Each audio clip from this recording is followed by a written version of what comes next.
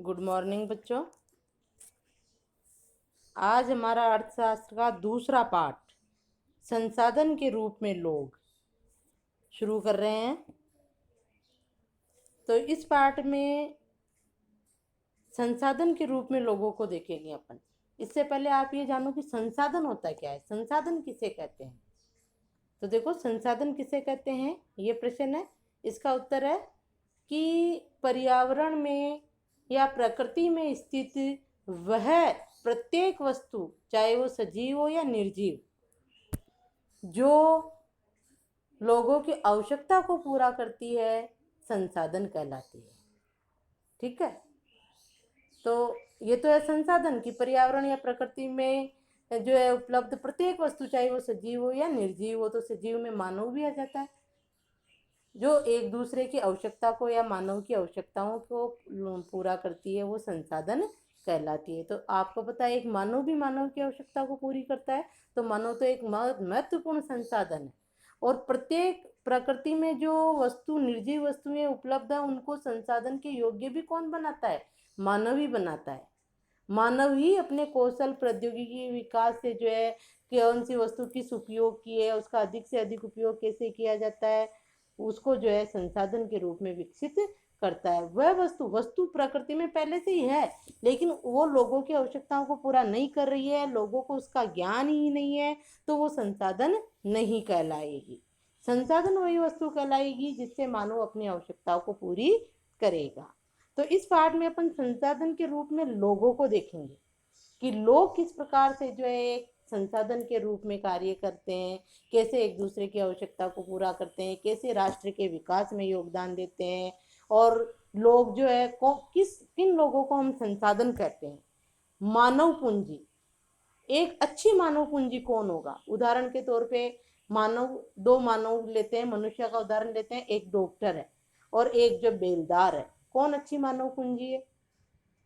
Doctor ही एक मानव पूंजी, अच्छी मानव पूंजी है। क्यों? क्योंकि जो है वो अधिकांश लोगों की आवश्यकताओं को पूरी करता है और वो राष्ट्र के विकास में भी योगदान दे रहा है। और उस डॉक्टर को अच्छी मानव पूंजी बनाया किसने? उसके अच्छी शिक्षा ने, अच्छे स्वास्थ्य ने, उस कौशल ने, जो जो ज्ञान उसमें है, उसने जो है उस बेलदार की अपेक्षा उस डॉक्टर को जो है एक अच्छी मानव पूंजी के रूप में विकसित किया है। वो बेलदार भी आवश्यकता पूरी कर रहा है, वो भी संसाधन ही है, लेकिन वो उससे, डॉक्टर से कम मानव पूंजी है, कम, उसका महत्व कम है। ठीक है, विषय समाज में हमें सबकी आवश्यकता होगी। तो हम इस पाठ में संसाधन के रूप में लोगों को देखेंगे। तो इसमें देखो, मानव श्रम संसाधन, मानव संसाधन की अवधारणा क्या है, थोड़ा एक बार देख लो। मनुष्य स्वयं एक संसाधन है। मानव को मानव संसाधन उसकी संख्या तथा मानसिक शक्ति बनाती है। मानव की संख्या, अधिक जनसंख्या भी कई बार नकारात्मक नहीं होती है, अधिक जनसंख्या भी सकारात्मक होती है। जब उनमें जो है अच्छी शिक्षा, स्वास्थ्य, कौशल, प्रौद्योगिकी का विकास करके उसको, अधिक जनसंख्या को हम अच्छी मानव पूंजी के रूप में विकसित करते हैं, तो वो उस देश की अधिक जनसंख्या भी देश के लिए अच्छी होती है, पूंजी होती है। तो मानव संसाधन उनकी संख्या तथा मानसिक शक्ति बनाती है। मनुष्य को संसाधन कौन बनाता है? उनकी संख्या और उनकी मानसिक शक्ति। मनुष्य में शारीरिक तथा मानसिक शक्ति का विकास कैसे होता है? विकास शिक्षा, तकनीकी, स्वास्थ्य तथा कौशल से होता है। कि जिस मानव के पास अच्छी शिक्षा होगी, अच्छा स्वास्थ्य होगा, अच्छी तकनीक होगी, कौशल होगा, प्रौद्योगिकी होगी, यानी उसका दिमाग जो है जितना ज़्यादा, मानसिक शक्ति उसकी जितनी ज़्यादा तेज होगी, वो उतना ही ज़्यादा अच्छा जो है मानव संसाधन होगा। मानव जनसंख्या में जब शिक्षा, एक मानव को जो है संसाधन कैसे बनाया जाता है, देखो। मानव जनसंख्या में जब शिक्षा, प्रशिक्षण, चिकित्सा व अन्य सेवाओं का निवेश किया जाता है, तो इस निवेश के परिणाम स्वरूप मानव जनसंख्या मानव संसाधन के रूप में परिवर्तित हो जाती है। और मानव संसाधन वह अवधारणा है जो जनसंख्या को अर्थव्यवस्था पर दायित्व से अधिक परिसंपत्ति के रूप में देखती है। मानव संसाधन यानी मानव को एक संसाधन के रूप में विकसित करना जो है जनसंख्या में अर्थव्यवस्था पर दायित्व से अधिक किसके रूप में देखती है? अर्थव्यवस्था में परिसंपत्ति के रूप में देखती है, पूंजी के रूप में देखती है। मानव कौशल के माध्यम से अनेक नई वस्तुओं का निर्माण कर अनेक संसाधनों का निर्माण भी करता है। प्रकृति में उपलब्ध जो संसाधन है, सजीव निर्जीव वस्तुएं हैं, उनका उपयोग कौन करता है? मानव करता है। तो मानव जो है एक संसाधन भी है, साधन भी है और साध्य भी है। साध्य का मतलब उन संसाधनों का उपयोग, जो संसाधन मानव ने ही विकसित किए हैं, उनका उपयोग भी स्वयं मानव ही करता है। ठीक है, तो इस पाठ में हम यही जानेंगे। अब पाठ को देखो, थोड़ा सा ये बता रखा है यहाँ पे कि भारत की हरित क्रांति एक नाटकीय उदाहरण है कि किस प्रकार बेहतर उत्पादन प्रौद्योगिकी के रूप में अधिक ज्ञान रूपी आगाह दुर्लभ भूमि संसाधन की उत्पादकता में तीव्र वृद्धि ला सकता है। ये हमने पढ़ा था पिछले अध्याय में, पालमपुर वाले में, कि हरित क्रांति मानव की ही दिमाग की उपज है वो। और हरित क्रांति एक ऐसा उदाहरण है कि नई तकनीक और प्रौद्योगिकी का और इनका जो है विकास करके मानव ने जो है दुर्लभ भूमि संसाधन यानी कम भूमि पर भी अधिक उपज लेना आसान कर दिया।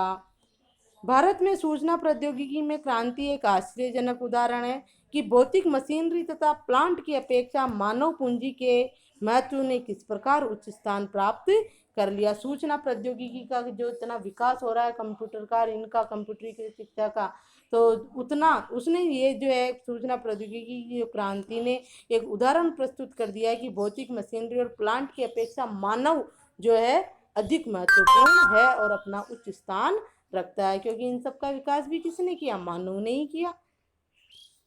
ठीक है, तो ये थोड़ा उदाहरण देके बताया गया था हमें। अब देखो अवलोकन।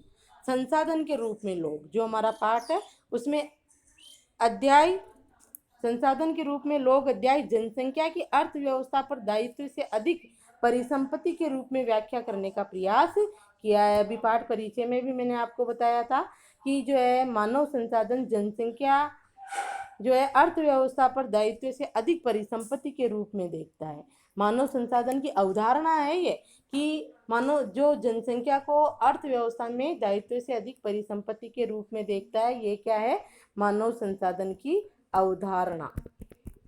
ठीक है, अवधारणा। जब शिक्षा, प्रशिक्षण और चिकित्सा सेवाओं में निवेश किया जाता है तो वही जनसंख्या मानव पूंजी के रूप में बदल जाती है। ये प्रश्न बनेगा आपके यहाँ। प्रश्न क्या होगा कि एक मानव को मानव पूंजी के रूप में विकसित कैसे किया जाता है?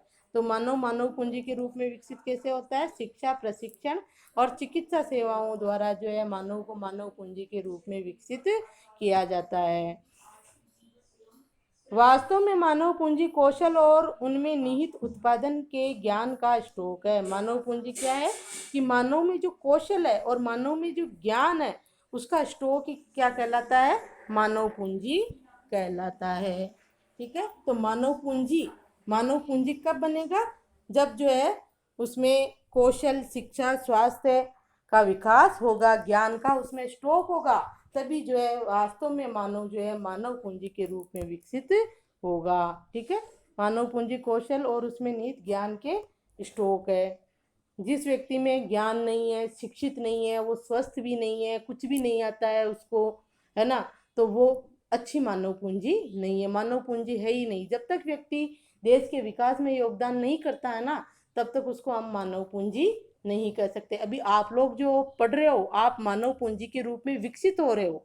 आपको अच्छी शिक्षा देकर, अच्छा स्वास्थ्य देकर, जब बड़े हो जाओगे तो कोई तकनीक, कौशल, प्रौद्योगिकी सिखाकर आपको जो है अच्छे मानव पूंजी के रूप में विकसित किया जाएगा। अभी आप में निवेश किया जा रहा है, बच्चों में क्या किया जा रहा है? निवेश किया जा रहा है। आपको अच्छी मानव पूंजी बना रहे हैं हम अभी। आगे देखो, परिचय। संसाधन के रूप में लोग वर्तमान उत्पादन, कौशल और क्षमताओं के संदर्भ में किसी देश के कार्यरत लोगों का वर्णन करने का तरीका है। संसाधन के रूप में लोग हम किसको कहेंगे? देश में जो है वर्तमान उत्पादन, कौशल, क्षमताओं के संदर्भ में किसी देश में जो कार्यरत लोग हैं, लोगों का वर्णन करने का तरीका है संसाधन के रूप में लोग, कि किसी देश में कितने लोग जो है उत्पादन के कार्य में लगे हुए हैं। उत्पादन पहलू की दृष्टि से जनसंख्या पर विचार करना सकल राष्ट्रीय उत्पाद के सर्जन में उनके योगदान की क्षमता पर बल देता है। देखो ये बताया ना मैंने कि एक व्यक्ति को जब हम मानव पूंजी कह सकते हैं तब वो राष्ट्र के विकास में यानी सकल राष्ट्रीय उत्पाद के सर्जन में योगदान की जितनी क्षमता पर वो बल देता है वो उतना ही अधिक मानव पूंजी होता है। जैसे डॉक्टर और बेलदार का उदाहरण देके बताया आपको, तो कौन ज़्यादा मानव पूंजी है, अच्छी विकसित मानव पूंजी है, डॉक्टर है। क्यों? क्योंकि वो सकल राष्ट्रीय उत्पाद में उसका योगदान ज़्यादा है। ठीक है, सृजन में उनके योगदान की क्षमता पर बल देता है। दूसरे संसाधनों की बाती जनसंख्या भी एक संसाधन है, ये भी प्रश्न बनेगा। दूसरे संसाधनों की बाती जनसंख्या भी क्या है? एक संसाधन है। एक मानव संसाधन, एक मानव भी क्या है? संसाधन है। ये विशाल जनसंख्या का एक सकारात्मक पहलू है। मानव, ये जो मानव संसाधन है वो विशाल जनसंख्या का सकारात्मक पहलू है, जिसे प्राय उस वक्त अनदेखा कर दिया जाता है जब हम इसके नकारात्मक पहलू को देखते हैं। जैसे भोजन, शिक्षा और स्वास्थ्य सुविधाओं की जनसंख्या तक पहुंच से संबंधित समस्याओं पर विचार करते समय हम क्या करते हैं? जैसे किसी देश की विशाल जनसंख्या, विशाल है, विशाल जनसंख्या भी एक सकारात्मक पहलू है, लेकिन हम उसको अनदेखा कब कर देते हैं? जब उसके नकारात्मक पहलू को देखते हैं। अधिक जनसंख्या हमेशा ही नकारात्मक नहीं होती है, वो सकारात्मक भी होती है, लेकिन हम उसके नकारात्मक पहलू को देखते हैं। जैसे भोजन, शिक्षा, स्वास्थ्य सुविधाओं की जनसंख्या तक पहुंच से संबंधित समस्याओं पर हम विचार करते हैं कि इतनी सारी जनसंख्या, तो उनको भोजन, शिक्षा, स्वास्थ्य की जो है हम व्यवस्था किस प्रकार कर पाएंगे, और उनके लिए व्यवस्था कर भी नहीं पाते, करते भी नहीं है, तो वो एक अच्छी मानव पूंजी के रूप में, उस देश के नागरिक अच्छी मानव पूंजी के रूप में विकसित हो भी नहीं पाते हैं। तो हम उसके सकारात्मक पहलू को देखें कि एक देश की जनसंख्या ज़्यादा है और सारे लोग जो शिक्षित है, अच्छे पढ़े लिखे हैं, स्वस्थ है, कौशल प्राप्त है, कोई बेरोजगार नहीं है, कोई गरीब नहीं है। अधिक जनसंख्या होते हुए भी देश में कोई बेरोजगार और गरीब नहीं है, तो वो अधिक जनसंख्या भी उस देश के लिए सकारात्मक पहलू होगी, अच्छी होगी। ठीक है, और मान लो देश की जनसंख्या ज़्यादा है, आधे से अधिक लोग बेरोजगार है, गरीब है, चोरी डकैती भूखमरी फैल रही है देश में, तो वो जनसंख्या उसके लिए क्या होगी? नकारात्मक पहलू होगी। क्यों? ऐसा क्यों हो रहा है? क्योंकि उस वहाँ के लोग जो अधिक जनसंख्या है, लेकिन वो जो है मानव संसाधन या मानव पूंजी के रूप में विकसित नहीं है। क्यों नहीं है? क्योंकि अच्छी शिक्षा और स्वास्थ्य उनको दिया ही नहीं गया है। इस तरह से तो जनसंख्या तक पहुंच से संबंधित समस्याओं पर विचार करते समय हम उनके नकारात्मक पहलू को देखते हैं, तब जो है विशाल जनसंख्या नकारात्मक हो जाती है। जब इस विद्यमान मानव संसाधन को और अधिक शिक्षा, जो मानव संसाधन है उसको और अधिक, एक मानव को मानव संसाधन कैसे बनाया जाता है? देखो, जब इस विद्यमान मानव संसाधन को और अधिक शिक्षा तथा स्वास्थ्य द्वारा और विकसित किया जाता है, तब हम इसे मानव पूंजी निर्माण कहते हैं। मानव संसाधन को मानव पूंजी, अच्छा शिक्षा और स्वास्थ्य देकर जो है हम मानव पूंजी का निर्माण कर सकते हैं। संसाधन के रूप में तो सभी है, लेकिन अधिक अच्छा संसाधन या मानव पूंजी कब होगा? जब अच्छी शिक्षा और स्वास्थ्य होगा।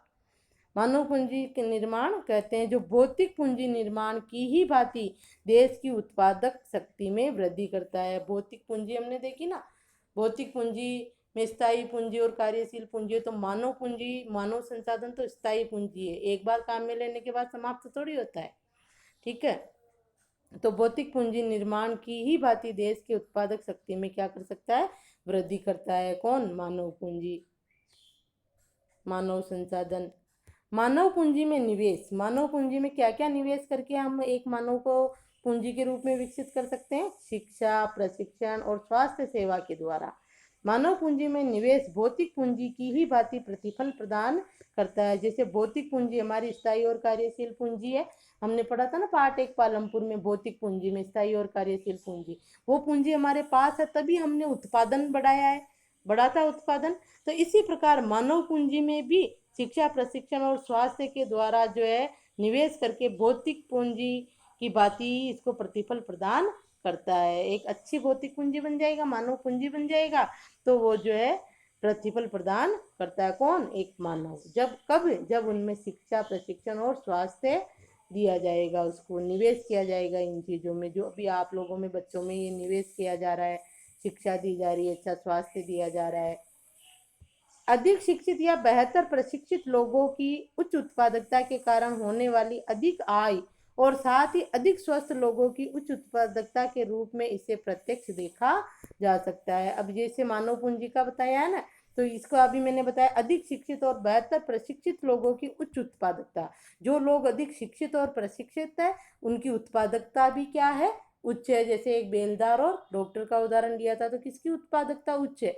एक डॉक्टर की। वो कि एक दिन में कितने कमाता है? बेलदार 200-300 रुपये कमाता है, उसकी डॉक्टर की कमाई का कोई पार ही नहीं है। एक बेलदार से तो 100 गुना कमा लेता है।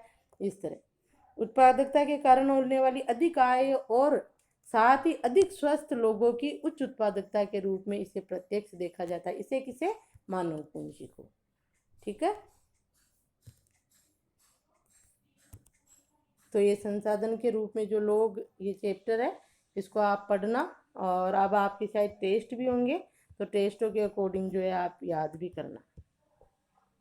प्रत्यक्ष देखा जा सकता है, थोड़ा और देख लो। ये देखो, संसाधन के रूप में लोग आपको यहाँ बताया जा रहा है, यही मानव पूंजी है। ये डॉक्टर ही है, देखो मैंने आपको डॉक्टर का उदाहरण बताया था। ये सभी, ये सब संसाधन के रूप में लोग हैं। ये जो है, ये सब मानव पूंजी है। ये दर्जी सिलाई कर रहा है, ये भी एक मानव पूंजी है, क्योंकि इसको सिलाई करने का कौशल प्राप्त है। ये इसने सीखा है, प्रशिक्षण लिया है इसने। ठीक है, और ये क्या कर रहा है, आपकी किताब में देखना। ये सब लोग क्या है? मानव पूंजी है, कि किसी ने पढ़ाई की है, किसी ने ट्रेनिंग ली है, किसी ने क्या किया है, ये सारा। लेकिन यह आवश्यक नहीं कि एक विशाल जनसंख्या देश के लिए दायित्व ही हो। मानव पूंजी में निवेश द्वारा इसे एक उत्पादक परिसंपत्ति में बदला जा सकता है। हमने देखा ना कि मानव संसाधन के अवधारणा में कि जनसंख्या को अर्थव्यवस्था में दायित्व से अधिक किसके रूप में देखती है? परिसंपत्ति के रूप में देखती है। तो यह आवश्यक नहीं कि विशाल जनसंख्या देश के लिए एक दायित्व है कि उनके लिए कुछ करते रहो, वो कुछ ना करे, ऐसा नहीं है। मानव पूंजी में निवेश द्वारा इसे एक उत्पादक परिसंपत्ति के रूप में बदला जा सकता है। उदाहरण के लिए, सबके लिए शिक्षा और स्वास्थ्य, आधुनिक प्रौद्योगिकी के प्रयोग और औद्योगिक और कृषि श्रमिकों के प्रशिक्षण उपयोगी वैज्ञानिक अनुसंधान आदि पर संसाधन के व्यय द्वारा एक मानव को मानव पूंजी में इसके द्वारा बदला जा सकता है। प्रश्न भी बनेगा आपके, ये मैं प्रश्न भेज दूंगी, आप उदाहरण देना। निम्नलिखित दो उदाहरण स्पष्ट करते हैं कि लोग अधिक उत्पादक संसाधन बनने का प्रयास करते हैं। ये आप कहानी पढ़ना। ये उदाहरण ये स्पष्ट करेंगे कि लोग जो है, स्वयं मानव जो है, अधिक उत्पादक संसाधन बनने का प्रयास करते हैं। अब आप लोग भी पढ़ रहे हो तो प्रयास ही करते हो। कोई सोचता है मैं डॉक्टर बनूंगा, कोई सोच रहा है मैं इंजीनियर बनूंगा, तो उसके लिए आपको क्या करना होगा? प्रयास करना होगा। और जो बन जाएगा वो अच्छी मानव पूंजी के रूप में विकसित हो जाएगा। और उसके लिए आपको क्या जरूरी है? अच्छी शिक्षा, अच्छा स्वास्थ्य, तकनीकी, प्रौद्योगिकी, कौशल, ये सब प्राप्त करके जो है आप एक अच्छे मानव पूंजी के रूप में विकसित हो सकते हो। ठीक है, ये कहानी आप पढ़ना।